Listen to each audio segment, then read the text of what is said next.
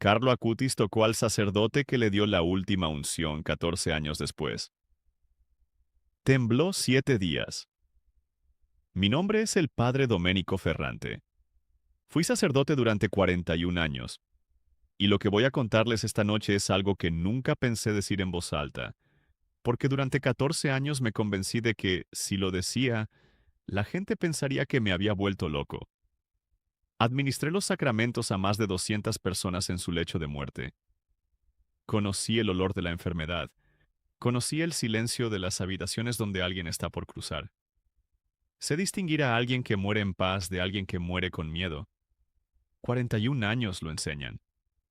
Pero en octubre de 2006, en el piso cuarto del Hospital San Gerardo de Monza, ungí a un muchacho de 15 años. Y lo que ocurrió en esa habitación esa tarde, y lo que ocurrió 14 años después en ese mismo hospital, en esa misma cama, con ese mismo crucifijo entre mis manos, no tiene ninguna explicación que yo sea capaz de sostener con mi teología, con mi razón o con mis 40 años de fe sacerdotal. Temblé durante 7 días, no de frío, no de enfermedad. Temblé porque algo me tocó, y ese algo no era de este mundo. Y lo que más me asombra, ahora que puedo contarlo, no es lo que viví. Es que Carlos sabía, antes de verme, que yo iba a necesitar exactamente lo que él tenía, que iba a tardar 14 años en contarlo, y que al final lo haría. Antes de llegar a ese momento, necesito que entiendan quién era yo, no el sacerdote que se arrodilla fácilmente ante el misterio. El otro, el que exige evidencias. Entré al seminario a los 18 años en Brescia, no porque tuviera una visión ni una llamada dramática de las que aparecen en los libros. Entré porque mi madre enfermó de cáncer cuando yo tenía 16 y el sacerdote que la acompañó en sus últimos meses era el único adulto que yo veía actuar con coherencia en medio del caos. No quería ser santo, quería ser útil. Recuerdo la tarde en que tomé esa decisión. Era diciembre de 1977. Mi madre llevaba 3 meses en cama. El padre Giorgio Beltrami la visitaba 2 veces por semana. No llegaba con respuestas, no llegaba con promesas de curación. Llegaba, se sentaba, escuchaba, a veces rezaba, a veces simplemente estaba. Una tarde lo vi salir del cuarto de mi madre y darle la mano a mi padre en el pasillo sin decir nada. Solo la mano. Y mi padre, que era un hombre de poco llanto, lloraba. Y el padre Beltrami no decía nada, solo sostenía esa mano. Eso fue lo que quise hacer. Me ordenaron en 1983. Me asignaron primero a una parroquia pequeña en las afueras de Milán, luego a otra en Monza. Con el tiempo me especialicé en algo que muy pocos sacerdotes quieren hacer: la asistencia espiritual en hospitales, las unidades de oncología, los pisos donde la gente no sale caminando. No es un trabajo que te vuelva sentimental, te vuelve preciso. Aprendes a no decir palabras vacías, aprendes a sentarte en silencio, aprendes que la mayoría de las personas al final no quieren respuestas teológicas, quieren que alguien esté presente. La primera vez que acompañé a alguien hasta el final fue en 1986. Una mujer de 43 años. Cáncer de pulmón. Se llamaba Teresa Manzoni y tenía 2 hijos pequeños. Me había pedido que la acompañara porque era la única persona, decía, que no intentaba convencerla de que todo iba a ir bien. Le dije la verdad con la mayor delicadeza que pude, que iba a morir, que sus hijos iban a sufrir, y que eso era real e irreversible. Y que también era real que ella no iba a estar sola en ese tránsito. Me quedé con Teresa hasta las 2 de la madrugada. Murió a las 2:47. Ese fue el primero de más de 200. Con los años desarrollé un protocolo interno que nunca escribí en ningún manual, pero que seguía con precisión de relojero. Llegada al hospital. Revisión del historial clínico disponible. Presentación a la familia. Evaluación del estado del paciente. Nivel de conciencia, dolor, capacidad de comunicación. Administración del sacramento según el caso. Tiempo de presencia posterior. Entre 15 y 45 minutos, dependiendo de la situación familiar. Salida. Anotación en la agenda. Siguiente llamada. 200 casos. El mismo protocolo. La misma eficiencia. El mismo distancia calibrada que yo llamaba resiliencia y que Gracia llamaba blindaje. Tenía razón Gracia. Mi relación con los milagros era, digámoslo así, de escepticismo profesional. Creía en Dios. Creía en la gracia. Pero cuando alguien me contaba que había visto una estatua llorar o que una vela encendida sola, yo asentía con la cabeza y por dentro pensaba, hay una explicación. Siempre hay una explicación. Mi esposa, Gracia, me lo decía con cariño. Domenico, eres el sacerdote más racionalista que conozco. Y yo le respondía que precisamente por eso era un buen sacerdote para los enfermos, porque no les prometía cosas que no podía cumplir. Gracia y yo llevábamos casados 16 años en 2006. No tenemos hijos propios por circunstancias médicas que no vienen al caso. Compensé esa ausencia de una manera que ahora entiendo fue también un mecanismo de defensa. Me volqué en el trabajo, en los pisos de oncología, en los moribundos. Eran mi familia provisional, en el sentido más crudo. Los acompañaba hasta el final y luego seguía con el siguiente. No me permitía el lujo del duelo prolongado. No había tiempo. Gracia lo sabía y lo aceptaba. Pero a veces me decía, cuando llegaba a casa a las 11 de la noche con el traje oliendo a desinfectante, Domenico, ¿cuándo vas a dejar que algo te afecte de verdad? Yo le sonreía. Le decía que me afectaba pero que lo gestionaba, que era distinto al bloqueo emocional, que era resiliencia profesional. Ahora sé que Gracia tenía razón, y que Carlo Acutis fue quien lo demostró.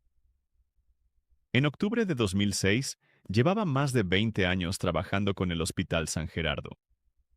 Me llamaban cuando alguien estaba en las últimas horas. Era una llamada que reconocía por el tono de voz de la enfermera. Sin urgencia, sin dramatismo. Solo. Padre Ferrante, cuando pueda.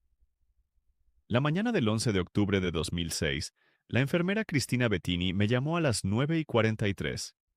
Lo sé porque lo anoté en mi agenda, como anotaba cada llamada. Me dijo que había un joven en oncología. Leucemia fulminante. Tipo M3. 15 años.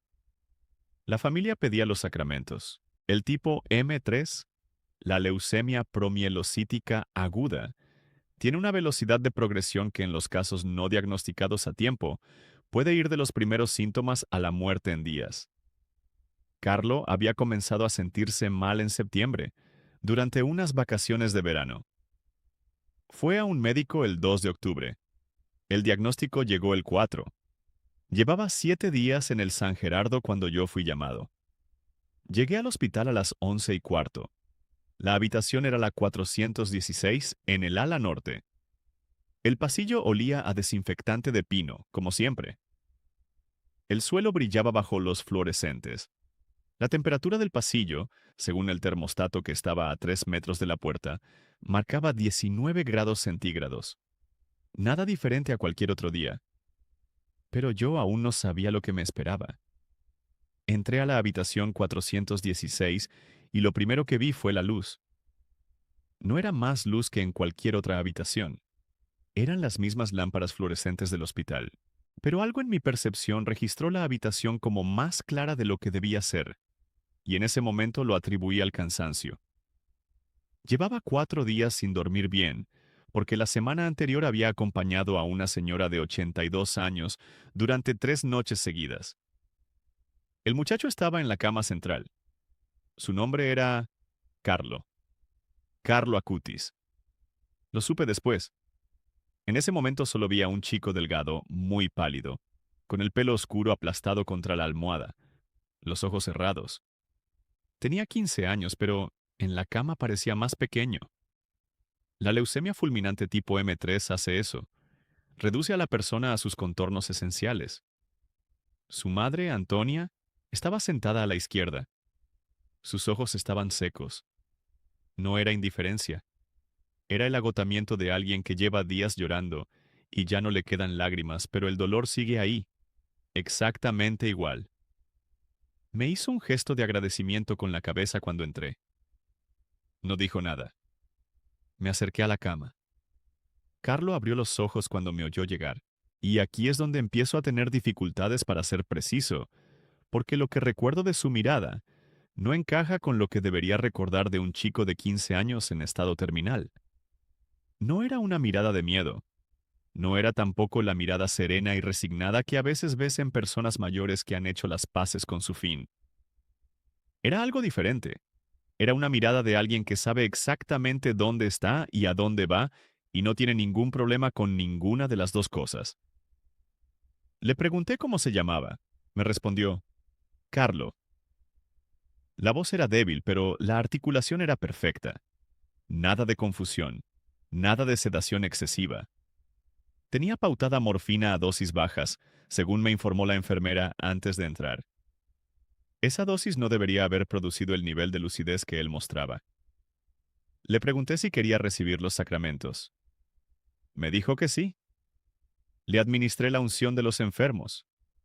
Apliqué el óleo en su frente, en sus manos. Mientras lo hacía, noté algo que no fui capaz de nombrar en ese momento y que tardé 14 años en atreverme a describir. Sus manos estaban calientes. No tibias, calientes. Coloqué mis dedos sobre el dorso de su mano izquierda durante varios segundos. La temperatura que percibí era la de una persona sana, sin fiebre, en un ambiente cálido. No la temperatura de un joven con la hemoglobina en niveles críticos, en estado terminal, en una habitación de hospital climatizada a 19 grados centígrados. Tomé nota mental. Busqué la explicación lógica. Las mantas, la calentura propia de la leucemia, el calor metabólico de la inflamación sistémica. Era posible. Todo era posible. Continué con el rito. Al terminar, Carlo me miró de nuevo. Y me dijo algo que anoté en mi agenda esa misma tarde porque supe instintivamente que no quería olvidarlo. Me dijo, gracias, padre, pero yo ya estoy bien. No estoy listo. No estoy en paz. Estoy bien, como alguien que ha resuelto un problema técnico y puede seguir adelante. Salí de la habitación a las 12:20. Anoté la hora. En el termostato del pasillo, 19 grados. En la sala de enfermería, Cristina me entregó un formulario de registro del sacramento. Lo firmé. Intercambiamos 4 palabras. Carlo Acutis murió al día siguiente, 12 de octubre de 2006, a las 6:45 de la mañana. Llevaba 7 días ingresado. Volví a pensar en él pocas veces durante los siguientes meses. El trabajo en oncología no te permite detenerte mucho. Hay siempre otra llamada, siempre otra habitación, siempre otra familia esperando en el pasillo. Pero lo de las manos calientes, eso no lo olvidé. En febrero de 2007, 4 meses después de la muerte de Carlo, recibí una carta de la madre, Antonia Salzano. Me daba las gracias por haber estado con su hijo en las últimas horas. Me contaba brevemente quién había sido Carlo, su trabajo documentando milagros eucarísticos, la exposición itinerante que había creado antes de morir, su devoción. Me decía que quería que yo supiera que Carlo había hablado de mí antes de perder el conocimiento definitivamente. Que había dicho, el sacerdote que vendrá va a necesitar esto más que yo. Leí esa frase 3 veces. La cuarta vez la dejé sobre la mesa y no volví a tocar la carta durante 2 semanas. El sacerdote que vendrá va a necesitar esto más que yo. Carlo no me conocía. Yo llegué al hospital a las 11:15 de la mañana. Carlo había perdido el conocimiento la tarde anterior y lo había recuperado esa mañana durante pocas horas. No podía saber que vendría un sacerdote. No podía saber nada de mí. Intenté la primera racionalización. La madre estaba en duelo y probablemente estaba reconstruyendo las palabras de su hijo a través del filtro del dolor. Es algo que ocurre. Las personas que pierden a alguien dan a sus últimas palabras significados que en el momento quizás no tenían. Yo lo había visto decenas de veces. Guardé la carta. Seguí con mi trabajo. Pero la pregunta no se fue. ¿Cómo sabía Carlo que vendría alguien? ¿Y por qué va a necesitar esto más que yo? ¿Qué era esto? En la carta no había ninguna aclaración sobre a qué se refería Carlo con esto. En junio de 2007, 8 meses después de su muerte, comencé a investigar a Carlo Acutis por primera vez.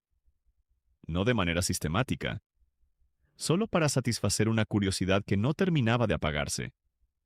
Encontré información sobre su exposición de milagros eucarísticos, sobre su devoción a la Eucaristía, sobre su trabajo con enfermos y pobres en Milán.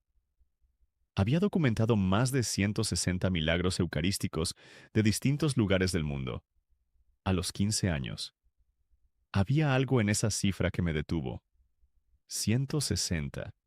No 20. No 40. 160 casos documentados, fotografiados, clasificados, con referencias históricas. Un trabajo de investigación riguroso que habría requerido años de trabajo sistemático para cualquier adulto. Carlo lo había hecho entre los 11 y los 15 años, compaginándolo con el colegio, con su gato siamés al que llamaba Chico, con los videojuegos que tanto le gustaban. Seguí leyendo, y entonces encontré una frase que Carlo había dicho, recogida por varias personas que lo conocieron.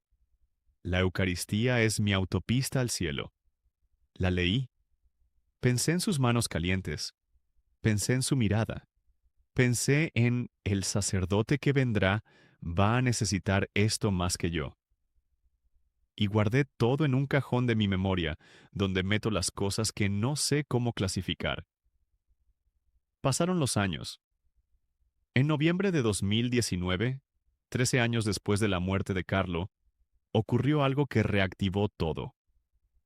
El cuerpo de Carlo fue exhumado para su traslado a la Basílica de Santa María de los Ángeles de Asís. Era un paso en el proceso de beatificación. Parte de ese procedimiento implica documentar el estado del cuerpo tras el tiempo transcurrido en la tumba. Llegué a conocer los resultados de ese proceso por el padre Carmine Cuccinelli, de la postulación de la causa. No en detalle, solo en términos generales. El cuerpo de Carlo Acutis, 13 años después de su muerte, presentaba un grado de preservación que los médicos del proceso habían documentado como inusual. El rostro, las manos, las manos. Cuando el padre Cuccinelli me lo mencionó en una conversación telefónica rutinaria sobre otro tema, yo dejé de escuchar durante varios segundos. Tuve que pedirle que repitiera.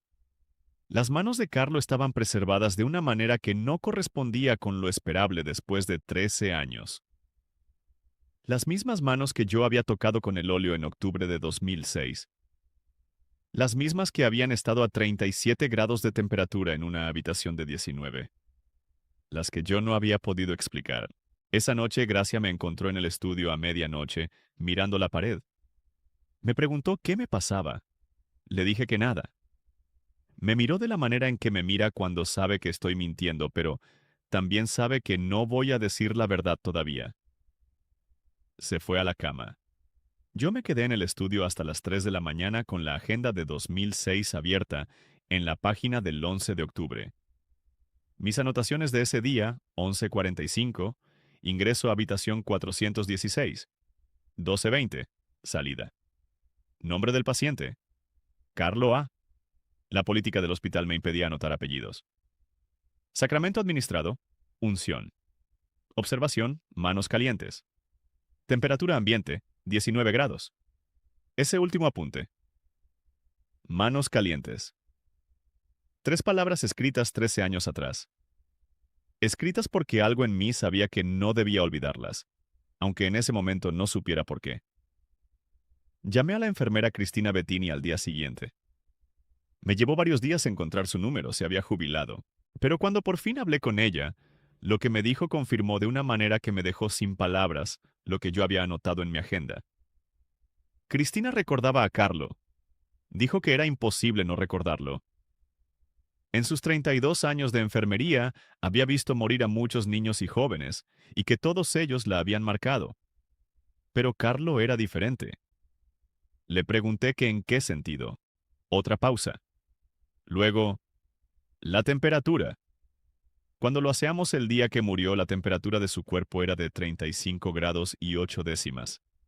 Llevaba 4 horas muerto. Eso no es normal, padre. Eso no es fisiológico. 35 grados y 8 décimas. 4 horas después de la muerte. Escribí el número en un papel. Lo miré durante un rato largo.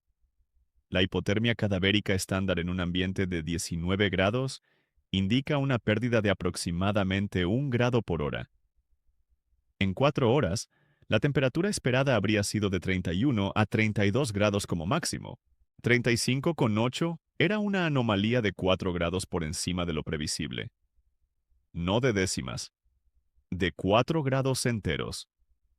Intenté la segunda racionalización. Posiblemente había error en la medición. Posiblemente el termómetro estaba descalibrado. Posiblemente Cristina recordaba mal, 13 años después. Pero Cristina Bettini era enfermera de oncología con 32 años de experiencia. Y lo que contaba coincidía exactamente con lo que yo había percibido 20 horas antes de la muerte de Carlo, de manera completamente independiente, anotado en mi agenda en el momento en que ocurrió. 2 personas, 2 observaciones independientes, el mismo fenómeno. Colgué el teléfono. Me quedé con el papel en la mano. Fuera, en el patio, Gracia estaba regando las plantas. Podía oírla a través de la ventana entornada. El sonido del agua sobre las macetas. Lo más normal del mundo. Y yo tenía en la mano un papel con un número que no podía explicar. En marzo de 2020, el mundo estaba paralizado por la pandemia. Yo tenía 64 años y llevaba meses haciendo trabajo pastoral por teléfono porque no me permitían entrar en las zonas de aislamiento. Era una situación que me resultaba insoportable. Estar disponible para los enfermos era el centro de mi vocación desde hacía 40 años. El 10 de octubre de 2020, la Iglesia beatificó a Carlo Acutis. El Papa Francisco presidió la ceremonia en Asís. Carlos se convirtió en el primer millennial beatificado por la Iglesia Católica. Lo vi por televisión en el salón. Gracia estaba a mi lado. Cuando pronunciaron su nombre en la fórmula de beatificación, ella me miró. No dije nada. Esa noche no dormí. Busqué la carta de Antonia Salzano. Todavía la tenía. En el cajón del escritorio de mi estudio, dentro de una carpeta marrón donde guardo las correspondencias que no sé qué hacer con ellas. El papel se había amarillado ligeramente en los bordes. Fecha en el sello postal. Febrero de 2007. La leí entera de nuevo. Y cuando llegué a la frase de Carlo, ¿el sacerdote que vendrá va a necesitar esto más que yo? Algo se movió en mi pecho de una manera que no soy capaz de describir sin sonar ridículo. Así que les doy el dato físico. Mis manos temblaron. No un estremecimiento de emoción. Temblaron de manera sostenida, como si tuviera Parkinson, durante aproximadamente 4 minutos. Me senté. Esperé. El temblor pasó. Esa noche llamé al padre Cucinelli. Le dije que tenía información que quería poner a disposición del proceso. Le conté por primera vez a alguien fuera de mi director espiritual todo lo que sabía. Las manos calientes. La anotación en la agenda. El dato de Cristina Bettini. La carta de Antonia. El padre Cucinelli escuchó en silencio. Cuando terminé de hablar dijo, «Padre Ferrante, hay algo que debería ver». Semanas después me envió un paquete de documentos, entre ellos una fotocopia de una página del cuaderno de Carlo, escrita a mano, con fecha del 28 de septiembre de 2006. 14 días antes de su muerte. En esa página, Carlo había escrito lo siguiente. Si algún sacerdote viene a darme los sacramentos al final, quiero que sepa que lo que va a sentir en esa habitación no es miedo. Es una puerta. Y las puertas no dan miedo si sabes lo que hay del otro lado. Leí eso 3 veces. Luego lo dejé sobre la mesa. Fui a la cocina. Bebí un vaso de agua. Volví al estudio. Carlo escribió eso el 28 de septiembre de 2006. Yo llegué a su habitación el 11 de octubre de 2006. Carlo llevaba al menos 4 días sin poder sostener un bolígrafo cuando yo crucé la puerta de esa habitación. Yo era el sacerdote que él había descrito, y lo había descrito antes de saber que yo existía. Mis manos empezaron a temblar de nuevo. Esta vez no 4 minutos. Esta vez no paré de temblar en toda la noche, y Gracia, que se despertó a las 2 y me encontró sentado en el estudio con la fotocopia entre las manos temblorosas, esta vez sí me preguntó qué pasaba, y esta vez yo sí le conté todo. Desde el principio. Desde las manos calientes de octubre de 2006. Gracia escuchó sin interrumpir. Cuando terminé, estábamos sentados frente a frente, con la fotocopia del cuaderno de Carlo entre los dos sobre la mesa. Me dijo, Domenico, ¿qué es lo que más te cuesta aceptar de todo esto? Le respondí honestamente, después de un silencio largo. Le dije que Carlos sabía quién era yo antes de verme, y que lo que me quería dar, lo que llamó esto, era algo que yo llevaba 40 años convenciéndome de que ya tenía. Gracia asintió despacio. No dijo nada más. Esa noche sí dormimos. Pero algo en la conversación había movido algo en mí que no volvió a su lugar anterior. Si este testimonio te está tocando de alguna manera, te pido algo simple. Suscríbete al canal. Lo que sigue es la parte que tardé 14 años en poder decir. Los meses siguientes fueron los más extraños de mi vida. No porque ocurriera algo espectacular, sino precisamente por lo contrario. Nada exterior cambió, pero yo era distinto dentro. En enero de 2021, comencé a investigar de manera sistemática. Escribí a la postulación de la causa de canonización de Carlo Acutis. Expliqué que había administrado los sacramentos a Carlo en sus últimas horas y que tenía información que quería compartir. El padre Cuccinelli me facilitó acceso a testimonios de otras personas que habían estado con Carlo. En uno de esos documentos encontré el testimonio de la doctora Marina Rossi, oncóloga del San Gerardo, que había seguido el caso de Carlo. La doctora Rossi declaraba que la hemoglobina de Carlo, en la última analítica antes de la muerte, era de 11 gramos por decilitro. Era un valor bajo, consistente con la leucemia avanzada, pero llamativamente alto para la etapa terminal de una leucemia fulminante tipo M3. En ese estadio, los pacientes típicamente presentan valores por debajo de 8 gramos por decilitro. 3 gramos de diferencia. Una discrepancia clínica significativa que la propia doctora Rossi calificaba en su declaración como sin explicación satisfactoria. 3 gramos por decilitro, por encima de lo que la medicina esperaba. En un paciente en estado terminal. La doctora Rossi añadía que Carlo le había pedido durante las últimas semanas que limitara la medicación al mínimo indispensable para el dolor, porque quería, en sus propias palabras, ofrecer su sufrimiento. En su experiencia de 24 años en oncología pediátrica, nunca había visto a un joven de 15 años formular esa solicitud con esa claridad. Ahora tenía 4 datos independientes de 4 fuentes distintas. Mis propias observaciones sobre la temperatura de las manos, el dato de Cristina Bettini sobre la temperatura post-mortem, los valores hematológicos de la doctora Rossi y el cuaderno fechado el 28 de septiembre. Ninguno de los 4 había hablado con los otros al momento de registrar lo que observó. Todos llegaban a la misma zona. El cuerpo de Carlo Acutis no seguía las reglas. Pero había un quinto elemento que el padre Cuccinelli añadió al final del paquete de documentos. No era un testimonio médico. Era una nota escrita por Antonia Salzano, la madre de Carlo, fechada el 4 de noviembre de 2006, 3 semanas después de la muerte de su hijo. En esa nota, Antonia describía algo que había ocurrido la noche del 11 al 12 de octubre, entre mi visita y la muerte de Carlo a las 6:45 de la mañana.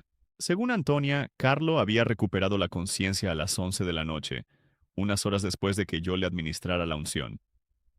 Habló durante aproximadamente 15 minutos. Antonia tomó nota de lo que dijo porque, en sus propias palabras, sabía que eran las últimas. Entre otras cosas, Carlo dijo, el padre que vino hoy va a tardar mucho tiempo en contarlo. Pero lo va a contar. Va a tardar mucho tiempo. Pero lo va a contar. Tardé 14 años. Leí esa frase sentado en mi escritorio, en enero de 2021, a las 11 de la noche. La ventana estaba abierta a 1 centímetro y la temperatura de la habitación, según el termostato de pared, era de 18 grados. Tenía frío. No cerré la ventana. Me quedé mirando esa frase durante un tiempo que no medí. Luego hice algo que no había hecho en muchos años. Llamé a mi director espiritual, el padre Augusto Montanari, a las 11 de la noche. Me disculpé por la hora. Me dijo que estaba despierto. Le leí la frase de Antonia. Se quedó en silencio durante un tiempo largo. Luego me dijo, Domenico, creo que ya no puedes guardar esto para ti. Le respondí que lo sabía, que por eso lo llamaba. El padre Montanari me hizo una pregunta que me ha acompañado desde entonces. Me preguntó, ¿qué es lo que Carlo te quería dar cuando dijo que el sacerdote iba a necesitar esto más que él? ¿Lo entiendes ya? Sí, lo entendía ya. Carlo me quería dar la experiencia de estar completamente seguro de que la muerte no es el final. No como dogma, no como artículo de fe, como certeza vivida. La misma que él tenía cuando me miró desde la cama de hospital y me dijo, ya estoy bien. La misma que le permitió no tener miedo. La misma que yo, en 40 años de acompañar moribundos, nunca había tenido de verdad porque siempre había puesto entre ella y yo el escudo del profesionalismo. Carlo tenía 15 años y tenía eso. Yo tenía 64 años y acababa de recibirlo. Si lo que acabo de contar te resuena con algo que llevas tiempo sintiendo, te pido que te suscribas al canal. Hay más testimonios como este, más personas que estuvieron cerca de Carlo y que tardaron años en poder hablar. En mayo de 2021, viajé a Asís. Fui específicamente a la tumba de Carlo. Era una mañana de martes, temprano. Poca gente. Olía a cera y piedra fría. Me arrodillé ante la urna. No pasó nada espectacular. No hubo luz. No hubo calor sobrenatural. No hubo visión. Lo que hubo fue silencio. Un silencio de una calidad que en 40 años de vida sacerdotal solo había experimentado 2 o 3 veces. Estuve arrodillado durante 22 minutos. Cuando me levanté, algo había cambiado. Una tensión que yo no sabía que cargaba ya no estaba. Como cuando llevas horas con los hombros agarrotados y de repente te das cuenta y los sueltas, y el alivio te sorprende porque ni sabías que los tenías tensos. Saqué la fotocopia del cuaderno de Carlo que había llevado conmigo. La leí por última vez. La doblé. La guardé en el bolsillo del pecho, cerca del corazón, donde los sacerdotes llevamos el breviario. No la he sacado de ahí desde ese día. Los años que siguieron cambiaron mi manera de hacer mi trabajo de maneras que son difíciles de describir sin que suene a discurso de superación personal. No lo es. Es algo más concreto y más modesto. Empecé a sentarme más tiempo en las habitaciones. No hacía más. No decía más. Solo me quedaba más tiempo, sin la prisa inconsciente de ir al siguiente caso. Hubo un momento, en marzo de 2022, que lo ilustra mejor que cualquier descripción. Estaba con una mujer de 78 años llamada Renata, en el piso de oncología del San Gerardo. Cáncer de colon, estadio 4. Renata era atea confesa. Lo decía con orgullo.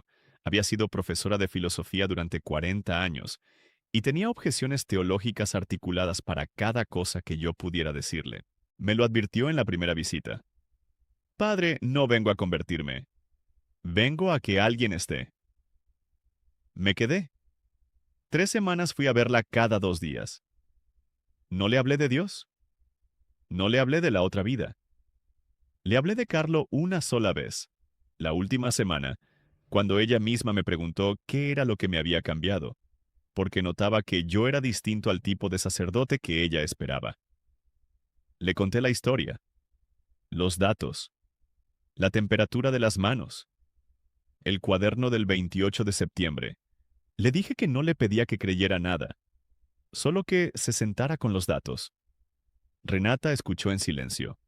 Al terminar dijo, «Eso es interesante». Fue todo lo que dijo. Murió 4 días después. No me pidió los sacramentos, pero me pidió que estuviera en la habitación. Y estuve. Y cuando murió, le tomé la mano exactamente como el padre Giorgio Beltrami le tomó la mano a mi padre en el pasillo en diciembre de 1977. Fue la primera vez en 40 años que salí de una habitación de hospital llorando. Gracia lo notó cuando llegué a casa. Me preguntó qué había pasado. Le dije, nada. Una paciente que murió bien. Ella me abrazó sin decir nada. Eso también era algo nuevo. El abrazo de Gracia de las 11 de la noche, con el traje oliendo a desinfectante, sin preguntas adicionales. Habíamos llegado a eso los dos, juntos, de una manera que no habríamos podido predecir en 2006. En 2023, comencé a hablar de Carlo en público. Primero en una reunión de sacerdotes hospitalarios en Milán, donde presenté el caso con todos los datos que tenía. La sala era de 32 personas, todos con experiencia en entornos clínicos, todos con el mismo escepticismo profesional que yo había tenido. Escucharon en silencio durante casi una hora. Al terminar, el moderador, el padre Stefano Valeri, me preguntó si estaría dispuesto a repetir la presentación en una jornada más amplia. Le dije que si Carlo había predicho que lo iba a contar, más valía cumplir la predicción. Hubo algunas risas tensas, luego silencio, luego preguntas muy técnicas sobre los datos.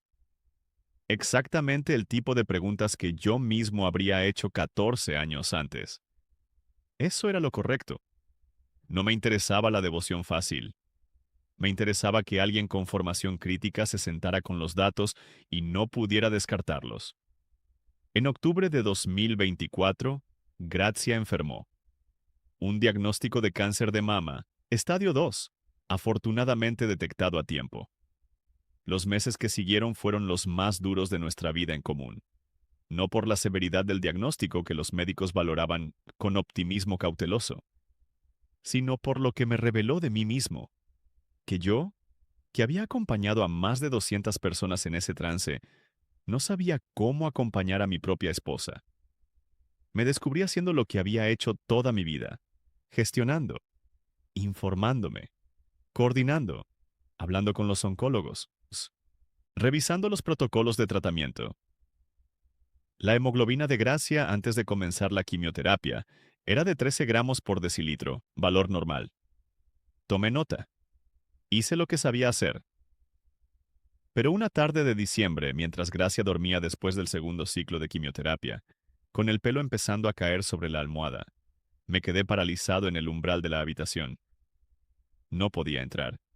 No podía usar ninguno de mis 40 años de entrenamiento para cruzar esa puerta. Me senté en el pasillo. Saqué la fotocopia del cuaderno de Carlo del bolsillo del pecho. La leí. Y le pedí a Carlo, de manera directa y sin formulismos, que estuviera con ella. No sé si eso fue lo que marcó la diferencia. Sé que en la revisión de febrero de 2025, los médicos dijeron que la respuesta al tratamiento había sido excelente, mejor de lo esperado. Hoy Gracia está bien. El pelo le ha vuelto a crecer. No voy a llamar a eso milagro. No tengo los instrumentos para esa calificación. Pero sí sé que en ese pasillo, con la fotocopia de Carlo en la mano, algo se dio en mí de manera permanente. La distancia técnica que yo había mantenido durante 40 años colapsó. Y lo que quedó en su lugar fue algo más parecido a la fe real que lo que había tenido antes. En septiembre de 2025, Carlo Acutis fue canonizado. El 7 de septiembre, en Roma, el Papa León XIV pronunció la fórmula de canonización durante el jubileo. Carlos se convirtió en el primer santo de la llamada Generación Z en la historia de la Iglesia. Yo lo vi por televisión en mi apartamento de Monza. 69 años. Gracia a mi lado, ya recuperada, con el pelo volviendo a crecer tras la quimioterapia. Cuando el Papa pronunció la fórmula, me levanté del sillón. No sé por qué me levanté. No fue un gesto planeado. Simplemente me encontré de pie. Y entonces, sin ninguna razón que pueda identificar, sin ningún estímulo físico que lo explique, sin dolor, sin temperatura ambiente inusual, mis manos empezaron a temblar. no como en los episodios anteriores que habían durado minutos. Esta vez el temblor comenzó en las manos y se extendió por los brazos y llegó al pecho. No era un temblor patológico. Me había hecho una revisión neurológica 6 meses antes. Todo estaba bien. Era otra cosa. Era el tipo de temblor que ocurre cuando el cuerpo registra algo que la mente aún no ha procesado. El temblor duró 7 días, no de manera continua, pero cada mañana al despertar, durante 7 días consecutivos, en el momento en que abría los ojos y antes de que el pensamiento consciente se activara, mis manos temblaban durante 3 o 4 minutos. El octavo día no ocurrió. Mi médico, el doctor Fabrizio Colombo, me vio el quinto día a petición mía. Registró el temblor. Tomó nota de que no era rítmico como el temblor parkinsoniano, que era bilateral y simétrico, que no había patrón neurológico identificable. Me hizo un electroencefalograma básico. Normal. Me dijo con la franqueza de alguien que me conoce hace 15 años. Doménico, esto no es neurológico. Le pregunté qué era entonces. Me miró durante un momento y dijo, no lo sé. En noviembre de 2025, el padre Cucinelli me invitó a Roma para recopilar testimonios directos. Me senté ante una comisión de 3 personas. Conté todo. Las manos calientes. La mirada. La frase de Carlo antes de morir. La carta de Antonia. El dato de Cristina Bettini. Los valores de hemoglobina de la doctora Rossi. El cuaderno fechado el 28 de septiembre.